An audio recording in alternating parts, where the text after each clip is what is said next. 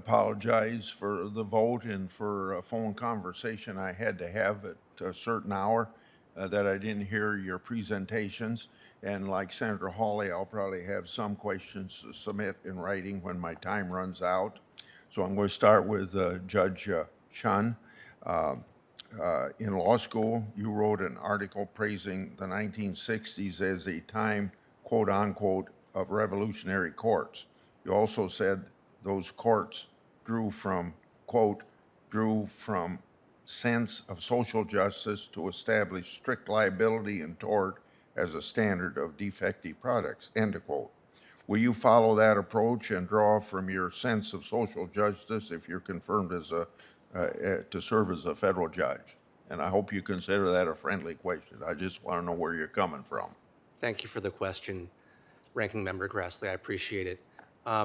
So the rest of that article, as I recall it, it's been a long time since I wrote it. The rest of that article, I believe, supports the risk utility test. And so it talks about the history of the development of product liability law back in the 1960s, and then talks about its development into the modern age. It supports the risk utility test.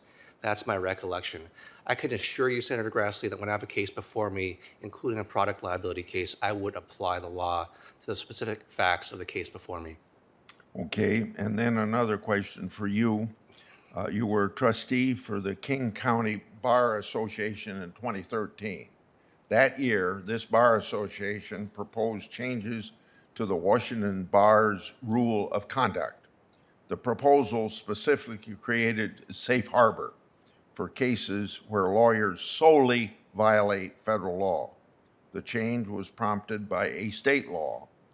That state law was on marijuana, but the proposal was much broader than just that. Three simple questions, I think they are. Did you support the proposed rule change? If you can't remember, I'll ask you to answer in writing. I cannot recall. I was relatively new to that particular board, so it had already been being discussed when I joined it. Okay. Since you didn't know, then maybe I ought to ask you to answer these other two questions in writing. I'd be happy to do But so. if you did, why should it be okay for an attorney to violate federal law? That'd be one. And third, why did you think it was acceptable for an attorney to advise a client? But if you can't remember, then I'll take your answer in writing. Thank you. Okay. Then for Mr. Fleming, maybe you've gotten so many questions you don't want another one. Anyway, you have had extensive experience working as a federal public defender. But as a federal district judge, you will need to handle both civil and criminal cases. If you're confirmed, how would you plan to get up to speed on civil cases? Thank you for the question, Senator.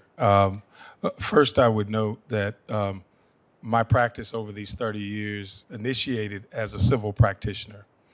And at that time, when I was offered the job with the Federal Defender's Office, I had to make a very complex and relatively quick transition from the civil world to now understanding federal criminal law, federal mandatory minimum sentencing, and the U.S. sentencing guidelines as they were then. And as you know, in 1991, the guidelines were new and were mandatory.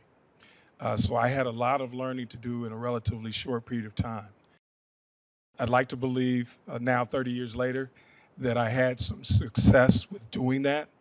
And I also am confident that if now called upon to transition back to a situation where I am now handling civil work or civil related matters again, that I can make that transition easily and well. To further answer the question with regard to how I would do it, I would just note that I don't intend to be an island. I will have a staff that will assist me, clerks, law clerks who will assist me.